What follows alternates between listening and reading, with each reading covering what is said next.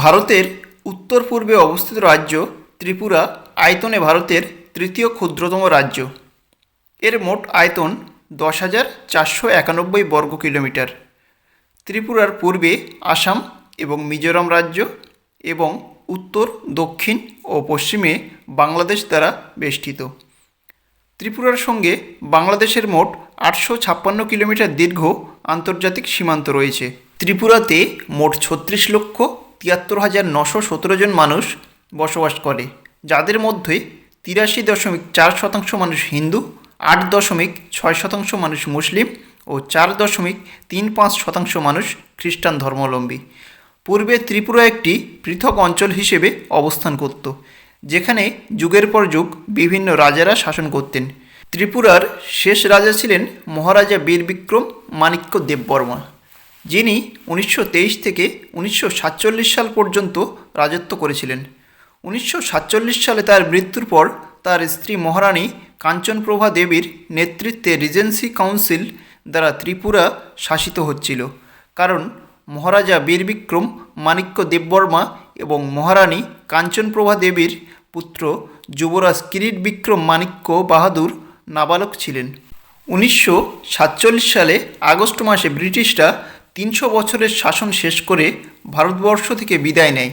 এর ফলে হিন্দু সংখ্যাগরিষ্ঠ দেশ ভারত ও মুসলিম সংখ্যাগরিষ্ঠ দেশ পাকিস্তানের জন্ম হয়। এই সময়কালটি ইতিহাসে সবচেয়ে রক্তাক্ত সময়গুলির মধ্যে একটি ছিল, যখন লক্ষ লক্ষ মুসলিম পশ্চিম এবং পূর্ব পাকিস্তানে স্থানান্তর করে এবং লক্ষ লক্ষ হিন্দু ও শিখ ভারতে স্থানান্তর করে। এই সময়ে ত্রিপুরা ভূখণ্ডটি পাকিস্তানের সঙ্গে একত্রিত হওয়ার সম্মুখীন হয়, কিন্তু মহারানী কাঞ্চনপ্রভা দেবী 9 সেপ্টেম্বর 1949 সালে ভারতীয় ইউনিয়নের একটি অংশ হতে সাহায্যকারী যোগদানপত্রে স্বাক্ষর করেন। এইভাবে ত্রিপুরা তৃতীয় শ্রেণীর একটি রাজ্য হিসেবে ভারতের সঙ্গে যুক্ত হয়। 1956 সালে ত্রিপুরাকে ভারতের কেন্দ্রশাসিত অঞ্চল এবং 1971 সালে ত্রিপুরাকে পূর্ণ রাজ্যের মর্যাদা দেয় তৎকালীন ভারত সরকার। ত্রিপুরা রাজ্যে মোট 19টি আদিবাসী উপজাতি গোষ্ঠী বসবাস করে।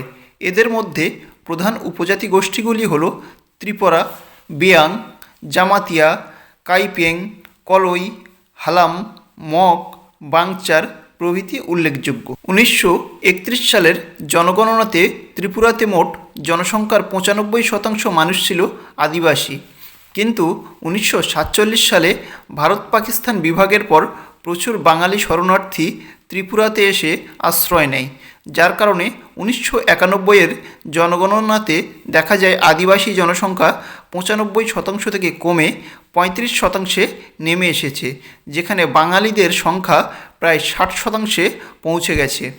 ফলে ত্রিপুরার আদিবাসীরা আজ সংখ্যালঘু সম্প্রদায়ে পরিণত হয়েছে। এমনকি জমি, ব্যবসা, সরকারি চাকরি প্রভৃতি ক্ষেত্রে তাদের অধিকার হারাচ্ছে ক্রমশ এই সমস্ত উপজাতি সম্প্রদায়গুলি। এই সমস্ত ইস্যুকে কেন্দ্র করে ত্রিপুরাতে বাঙালি বিরোধী জঙ্গি কার্যকলাপ শুরু হয়।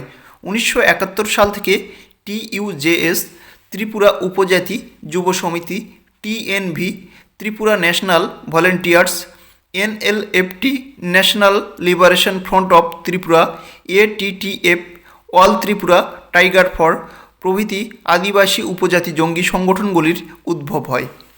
এ পর্যন্ত ত্রিপুরাতে 2000 জনের বেশি বাঙালির মৃত্যু হয়েছে এবং 3600 এর বেশি বাড়িকে জ্বালিয়ে দিয়েছে এই সমস্ত জঙ্গি সংগঠন।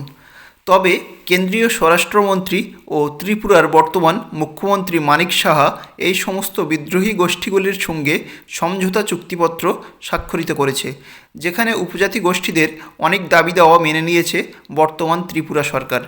আর এরপর 10,000-এরও বেশি জঙ্গি আত্মসমর্পণ করে অস্ত্র জমা দিয়েছে। এর ফলে ত্রিপুরা এখন অনেক শান্ত একটি রাজ্যে পরিণত হয়েছে। তথ্যটি কেমন লাগলো জানাবেন, আর চ্যানেলটিকে সাবস্ক্রাইব করে পাশে থাকবেন। আপনাদের সাপোর্ট আমাকে নতুন ভিডিও তৈরিতে মোটিভেট করে।